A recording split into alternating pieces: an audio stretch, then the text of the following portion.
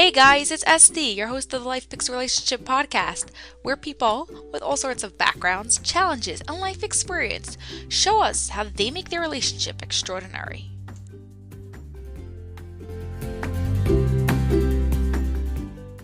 Hey guys, we're back again this week with Rivky Berkowitz. How are you?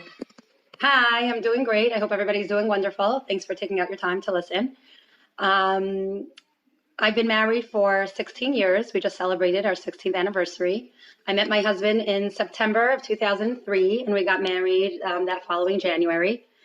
We both live in New Jersey. I'm a school teacher. My husband's a school teacher, and we worked very closely together. In the summers, we run a touring group program in the Canadian Rockies. My husband is the director, and I'm, I guess, the director's assistant for everything else that a wife would do if her husband's a director. Oh, wow, that's devotion. What? Do you want to tell us what you do to make your relationship extraordinary? Or how is your relationship extraordinary? I think the number one thing that makes our relationship extraordinary is trust. We trust each other. There's no secrets. Whenever I make a surprise birthday party, I find it very hard not sharing with him, even if it's just a day or 2 days or an hour.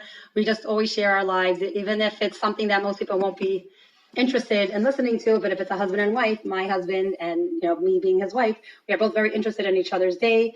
And I think that's what makes it special, that we have a trust within each other. We know that there's no secrets. We're not hiding anything from each other. Was it always like that, or you had to build a trust from the beginning? Well, it was always like that, but, as you're married and different things come up and different things happen, life throws you different things, and you just have to make that commitment to say, yes, we trust each other, and there's going to be transparency no matter what happens. Wow. What have you been able to do because of your relationship?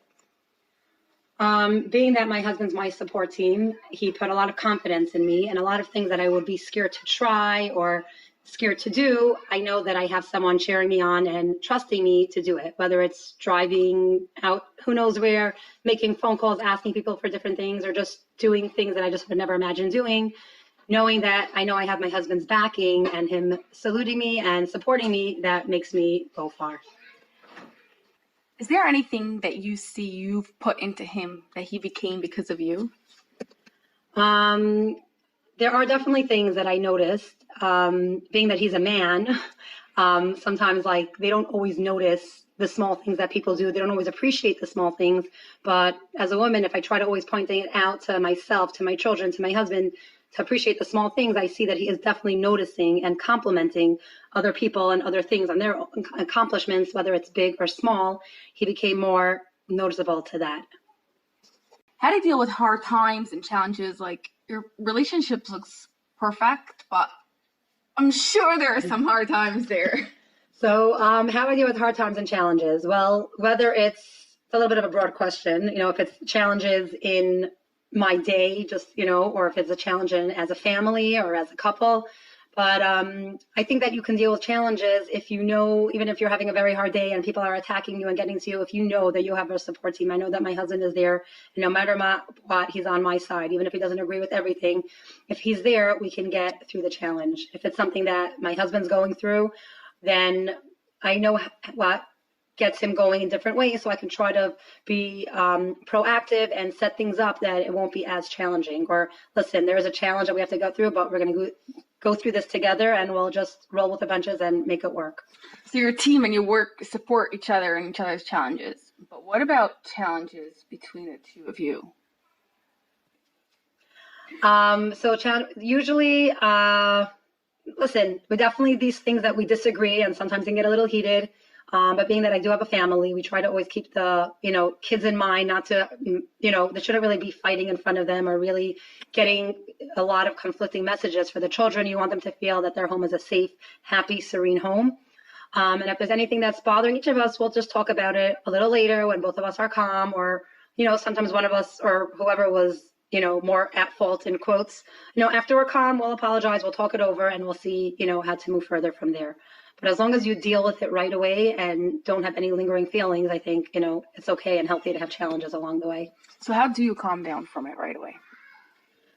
Well, any calming technique, some people like to go outside. I like to eat sugar. Skinny kid. You know, anything that you do, whatever it is, sometimes you just have to vent and you vent and you vent. And then after you yell, you're like, okay, take a deep breath. It really was not so bad. Let's just, you wanted to do this. I want to do that. Let's find a middle road to keep everybody happy. What's one thing you're always arguing about? Always arguing. Well, the concept of time. My husband his concept of time is a little different. When we got engaged, I was going to buy him a watch, and he told me straight up, do not buy me a watch because I don't want to be tied down to time, and I don't use watches. So, every time we would go out, if our date was called for 7:30, he would show up at 8 o'clock. At the beginning, we were worried. I even called someone. Is everything okay? That was before cell phone days. But now I know already. I try to prepare beforehand, but some things, if I know it's very important to me, I'll just tell him, please, let's get there on time. That's one thing that we argue a lot. And again, him being the man, me being the woman, sometimes when you have to tell people some things, men can be very blunt. And sometimes he'll be like, okay, let me send an email. And I'm like, please be nice, So usually that I find we're always arguing about, but he always does a wonderful job and he's always very nice in everything that he does. So it's an argument that ends up always in a good note. Another thing I like to think of, when you mention challenges, I like to think of an example. I think about it not a lot that we're having challenges all the time, but it's just a good thing to think about. Let's say you're looking to purchase something, whether it's a car or a piece of jewelry, something that like you have your mind set on and it has everything that you need. If it's a car, it's the right color. It's the right color, it's the right comfort, it's the sport, it's economical for the gas, and everything about it is great. There's just like 2 or 3 things that you don't love about it, but overall it's a great deal and everything else is what you love. So you're getting it and you know that these 3 things, let's say, for example, you can't take Easy Pass, this car that you have to always go through a cash lane. The trunk doesn't pop up on your own, you have to open it up with a key. And one more thing, in the snow, it doesn't have 4-wheel drive, but everything else about it is amazing. So if you're driving through traffic and you have to go through, pay for a toll, you're not going to be upset and go crazy because you don't have Easy Pass. You knew beforehand that there's no Easy Pass. So it might be a little annoying when you're sitting in traffic, but overall, it was such a good deal to get the car that it was worth it. So if you're going through a little challenge with your husband or your wife, if you think about it, overall, everything else is amazing. There's everything I like about him or her. Everything is perfect. A few times there are some bumps along the way. If you look at it as that, then you'll just be able to just overcome it and not even overcome it. Just this is how it is. And let's go on to the next thing. If on the other hand, if you bought this most amazing car and all of a sudden you realize that you're not able to pop the trunk, every time you need the trunk, you're going to be frustrated. You're going to be upset. You're going to start bad mouthing the dealer and you're going to call up frustrated. So if you just know every time something comes up, if you just look at it, everything else is amazing, except for 1 or 2 things, then you could just look about it on that. So not every challenge has to have so much thought into it, but if there's something that does get to you a little bit, just look at it that way, and then you'll just really, really just be calmer and just be able to move forward. And how's your relationship different now from when it was 16 years ago?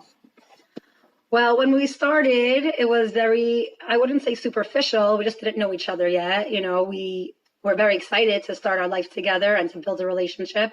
And as each year passes by, it's like another layer of trust, another layer of bonding, another layer of closeness that because it's that much deeper, the relationship is that much stronger.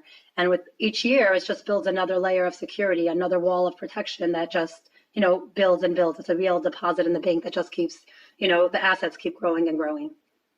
So you're 2 different people who came from 2 different families. In what way was it same or different, or how were you able to see the effect of your family affect your relationship? My husband and I are both from the same town, the same hometown. So just on a very superficial level, like when we reminisce about growing up, we both know the same stores, we know the same parks. We did not know each other. Our families knew each other. But, that's an easier part. We don't have to explain the whole history of when I was 2, 3, 4, 5 years old of the fun things that were happening growing up, because that part he does understand. And our families are pretty similar in ideals and in background. So there are definitely different ways and different things that come up between my family, his family. But as long as you just look at it as a package deal and as part of marriage, working things out and figuring it out and just being accepting and no harsh feelings and no, this is how we did it, so this is how we're going to do it. Let's see how we can do it together is more the motto. So you work things out. What do you do when sometimes you do have some disagreements? How do you get to your conclusion? Well, if it's a real issue at hand, we'll try to break it down. Here's the problem. Here are the things that are getting in the way, and let's see how to deal with it. Sometimes it's, I grew up one way, my husband grew up another way, and we're both going to come out a totally different way altogether. Basically, what we've done over the years, we do what's best for us, for my family, for me, my husband, and my children. So whether it's sister-in-laws or brother-in-laws or very well-meaning friends that tell you how you're doing this wrong and you're doing that wrong, or they try to badmouth a spouse to each other, we try to sort of block it out. Whatever they said, they can say, but this is who we are, and we're not going to let those people define how we are or our relationship or what's going on. And I think people look up to that and admire that, and they appreciate that. Yeah, you seriously just live your life for yourself and no one else. Anything else you want to tell us about relationships and how to make it great? Yes, I think it's very important to always spend time with each other, quality time. I have a large family, and as our family grows, we just always make it a set point to always have time with just my husband and I. It might be at 2 a.m. having a snack. It might be 11 o'clock in the morning, and I'll often work for that day and just make time, whether it's taking a walk, just having a good time with each other. It doesn't always have to be going out to eat or doing an activity. It can just be spending time with each other, which is going to be special, special times that you're going to cherish. Another thing is, this goes for both spouses, one way or the other. If you treat your husband or your wife with respect, with honesty, treat him like a king or queen, he will treat or she will treat you back 100 times over that way. So it's really however you treat them, that's how they treat you back. So it's sort of like you're the one driving, you're the one running the show. However you do it, that's how you'll get it back a lot of times over. Good luck to everybody, and I hope you have a beautiful relationship as I do. Great. Thank you so much, Rivky.